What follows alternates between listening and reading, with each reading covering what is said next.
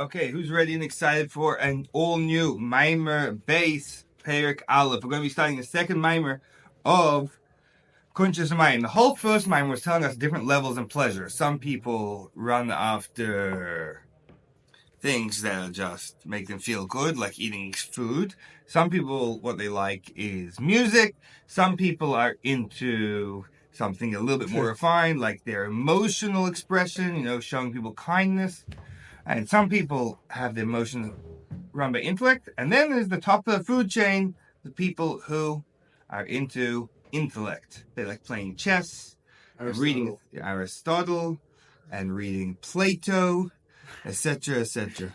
I also was reading an article by Rabbi Yitzchak Block. He was a professor in the University of Western Ontario, big chassid. He's a professor he had a PhD from Harvard in philosophy.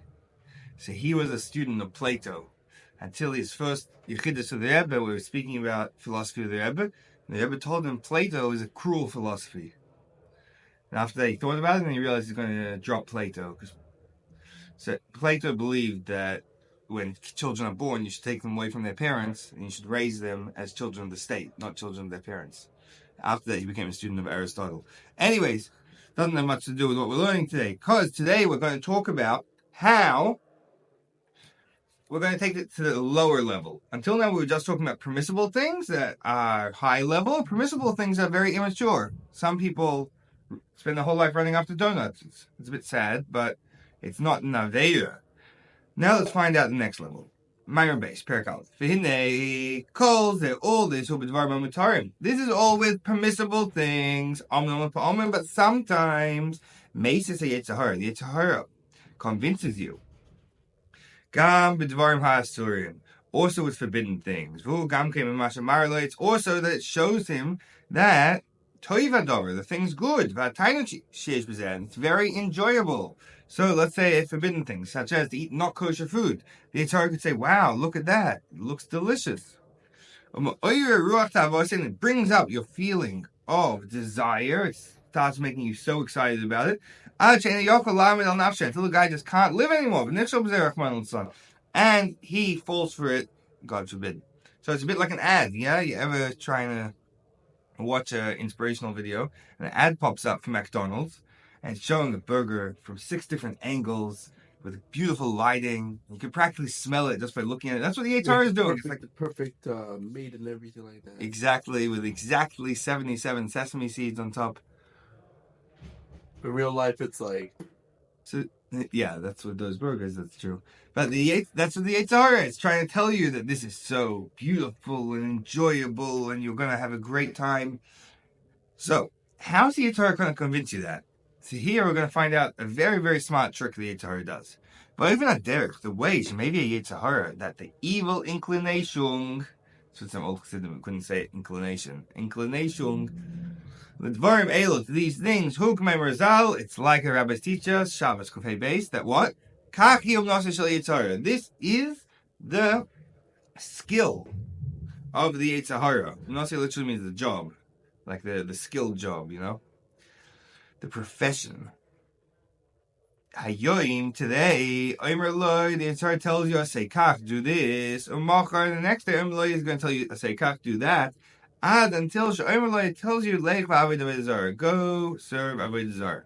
To betchilo, that at the beginning, he turns the guy astray. He tries to convince the guy to do permitted things. With this, Nekel Yosef, it's a lot easier to make the man transgress.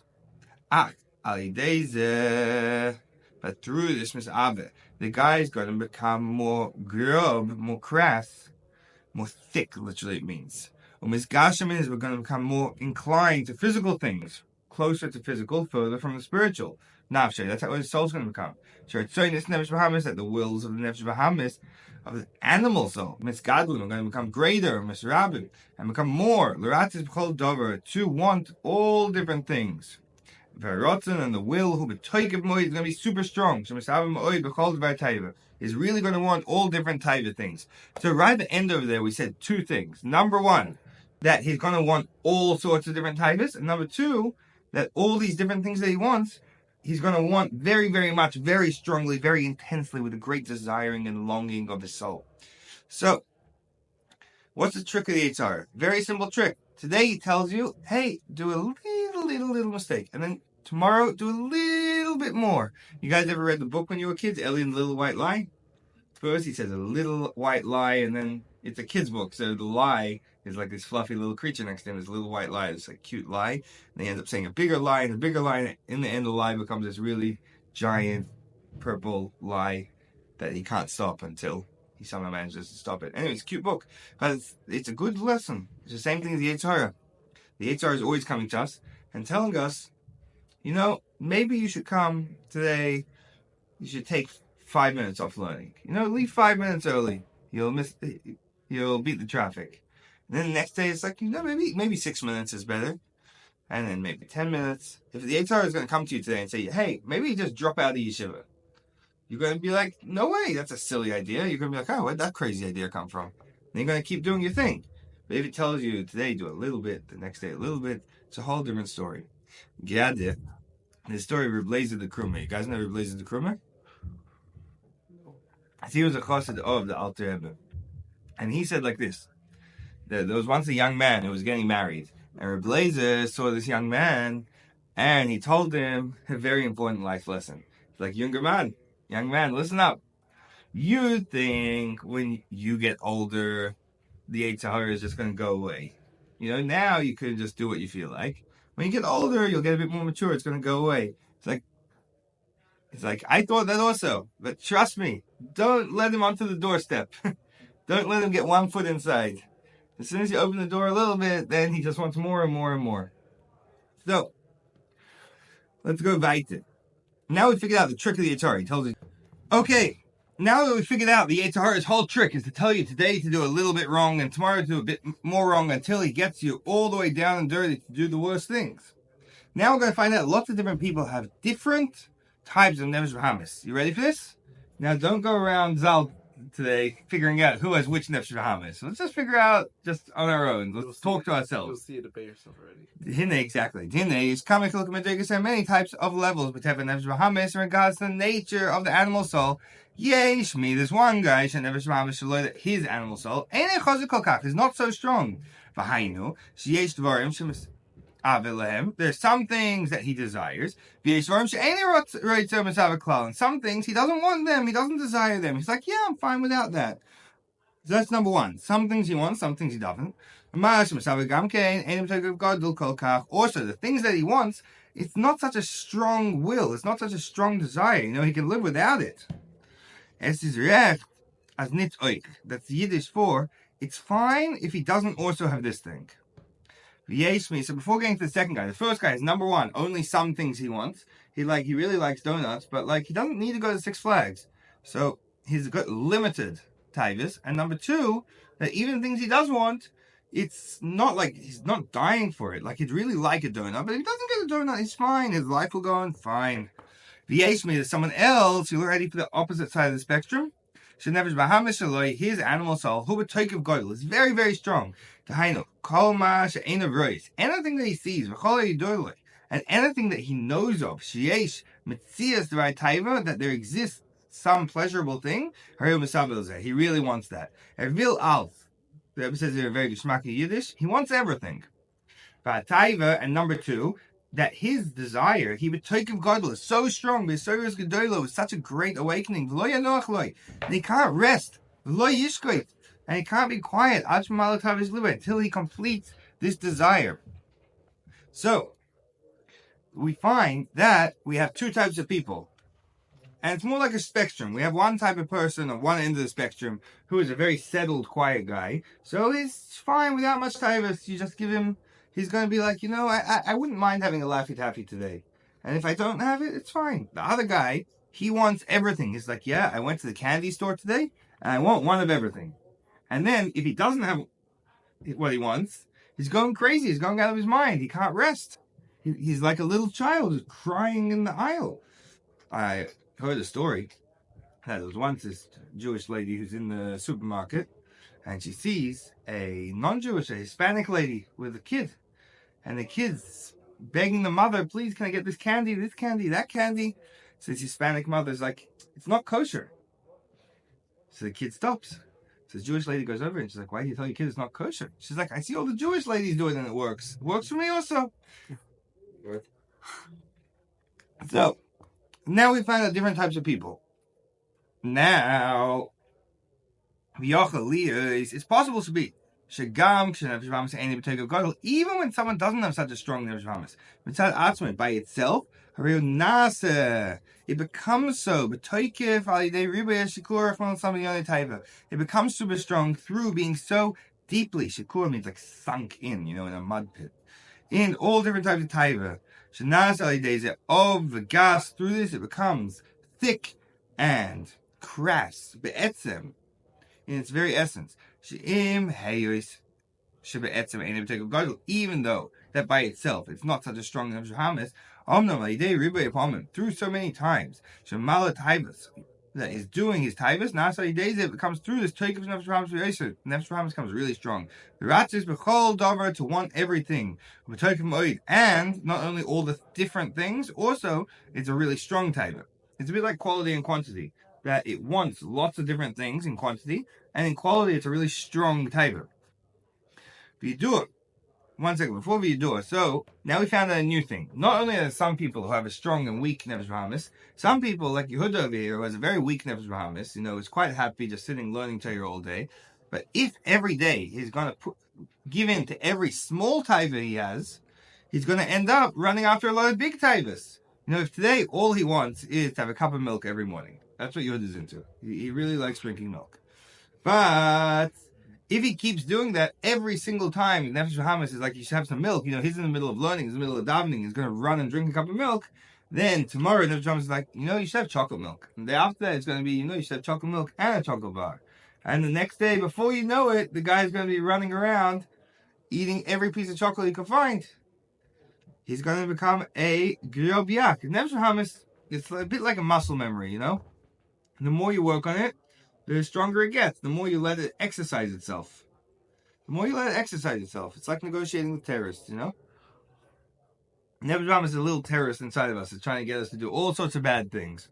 And every time you give into it, it gets a bit more chutzpah. It gets a bit more emboldened to do more. And every time you show it some strength, and you say, I'm not interested in listening to you, then it has to tone things down. And it gets a bit embarrassed and put in its place. So, why is it, now we're going to discuss something very important. Why can't we just have a negotiation with our terrorists? Why can't we just tell it, okay, I'm going to eat all the chocolates in the world and drink all the chocolate milk, and then I'll go learn Torah and you'll let me happily learn Torah. And the reason we're going to find out that the way, that would be very nice, but seeing that we're people, it doesn't work like that. Let's find out why. You ready? You guys see what we're up to? The line says with moed. Vidu, it's known that toik of nefesh hamas, the strength in nefesh hamas, goyim chalishus and nefesh lekis, causes weakness in nefesh lekis. So they're like on a scale. Okamaimar, like it says in the Zohar. Are you ready for this one? Let's stick with Zohar over here. Took for the gufa, chulshad and nishmasa. The stronger the body, the more weak the soul. So this is very important to know. This doesn't mean the physical body. Actually, the Rambam taught, and the Rebbe would quote it very, very often, that having a healthy and strong body is part of the ways of Hashem. If you need to go on a jog, you need to lift some weights to keep yourself healthy, 100% do that. That doesn't weaken your neshama. But, you know what does weaken your neshama? When you're investing in bodily things. When you're having a more bodily life. If someone's lifting weights for an hour a day because the Rambam says it's part of the ways of Hashem to be healthy, then he's investing in his soul. As opposed to someone who's eating potato chips because he just feels like it, he's investing in his bodily life. And it's on a scale. It's a bit like Yaakov and Esav, Nefesh hamas, Nefesh lekis. You know what it says? Zeh kom, zeh noifel, yeah? That's what it says in Sefer Bereshis. When one rises, the other falls. This is with Yaakov and Esav. And that's taken to mean a marshal for the kingdoms of the Yidden and of Edom. That when Yerushalayim is up, Rome falls, etc. Or it says that also about Damascus. But, you know what it means in our lives? It means that either Nefesh Elokis is getting stronger, and that means Nefesh Bahamis is getting weaker, or vice versa. So you have to be very careful. Every time you run after a chocolate bar with all your might, the second that learning ends, you run to the corner store to buy a king-size Hershey bar. But obviously, like the one without any milk in it, because not called Yisrael. And then you should know that you probably won't be running as fast to get back to learning as you ran there. As opposed to, if you're running to learning, you won't be running as fast to get your giant king-sized Hershey bar. The toikif, you ready to go weiter? That the strength, chumrius is a great word. That means, literally, it's more than physicality. It's like gross physicality. Like very, very coarse, corporeal physicality. The chumrius, nefesh bahamis, of the nefesh bahamis, goyim, it causes chalivshus and nefesh elokis. It causes weakness in the godly soul. So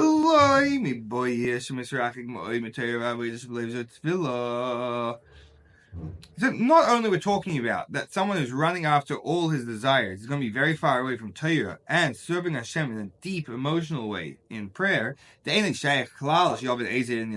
this person, someone who's so invested in physicality, has no chance of understanding any spiritual concept. You understand, to be a spiritual person, you have to be a little bit refined, you have to be in tune with it, and the more you invest in your physical side, the more out of touch you are with your spiritual side. Think of it a bit like a radio wave, or like a Wi-Fi. You know, you have good Wi-Fi in a building, your phone can have or your laptop can have a really bad antenna, the Wi-Fi is going to go.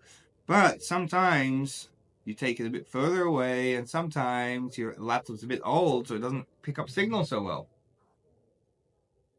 You have to clean it out. You have to clean out your laptop. You have to make sure that it's picking up the signal really well.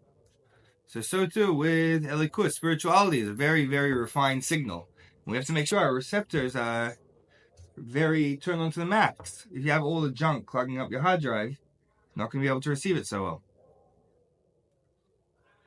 By the way, I recently saw a letter of the Rebbe to Julius Stillman that the Rebbe wrote to him that after Yud Shvat, after the Friedrich Rebbe passed away.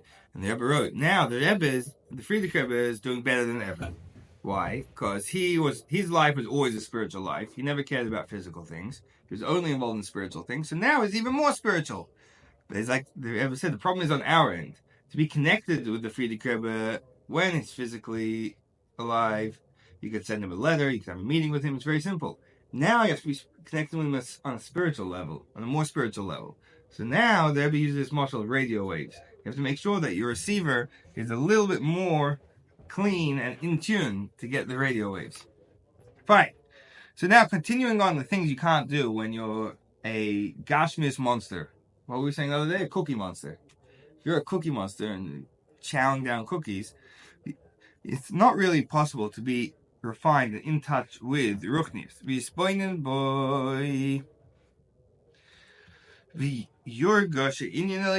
not possible to think, meditate, and feel a spiritual concept in his soul until the point that it affects you, in affecting your emotions, to connect to Hashem, and to be included in Elikus, etc. So all this, it's not possible for someone who's so physical. But now that we've finished saying, if you're a super physical, you don't really have a chance when it comes to matters of the spirit. Now we're going to say number 2. You ready for this? Something much more important, or more important for people who are up to stage 1, the basics. The fact that the fear of God is not in front of his eyes, and forgets about Elikus, until the point, the fact that this thing is against what Hashem wants, it doesn't hold him back from doing it. Because he doesn't feel spirituality and what Hashem wants enough in his life, in his soul, for it to affect him. So usually if a Jew sees something, he's like, wow, that looks really enjoyable, and then he realizes, hey, it's not kosher, he's going to drop it and run. But this guy, he's so removed from caring about spirituality. Someone's going to be like, hey, that's not kosher. He's going to be like, it's fine, I'm not going to hurt anyone. So obviously, we're not talking about someone who's an apostate, who's a completely, what's a better word for an apostate? Apathetic atheist. We're not talking about someone who's an atheist. Rather, it's not someone who doesn't believe in the Torah.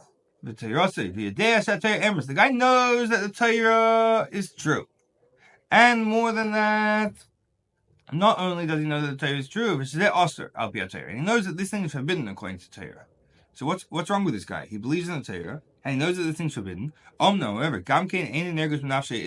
doesn't feel the problem. Enough that he doesn't feel that it's a problem enough to stand up against his feeling of taiva. All because he's so deeply sunk in b'taiva's heter into permissible taivas. Nefesh Hamas is going to become stronger and stronger, but Nefesh Hamas will become weaker. And therefore, because every time you're involved in permitted desires, then what's going to happen? You're going to get weaker and weaker and weaker. So when the Nefesh Hamas tries to draw you astray, and shows you how good this enjoyable thing is, even though this guy's going to be looking at something that's completely forbidden. I'm asking you, give me an example of something that's completely forbidden. Missing Seder. Nah, come on. That's obviously completely forbidden. I'm talking about like something that says in the Torah. Clear. Yeah, Avodah Zarah. Beautiful. He sees a shtickle Avodah Zarah. Still, the guy's drawn after it. And he can still trip up and make the mistake of following after it. God forbid. So, someone who's spending their whole life running after permitted desires, what's going to happen? They're going to end up running after forbidden desires. It's never enough. The way Nefesh Hamas works, Taivas, it's never enough. You're like, just one more video. Before you know it, you end up, first you're watching a funny Jewish video, then a funny not Jewish video, then you're watching movies, and who knows where you can end up. Because Nefesh Hamas, every time it goes a little bit further, a little bit more. Then moving with this is understood, but Pashtas, quite simply. You can understand how the guy makes himself, he fools himself with how good this thing is. Because the thing is really bad for him. It makes his soul go down very much. Through this, like we're going to explain later. However, when it comes to the Yetzer Hara trying to convince him to do forbidden things, there's one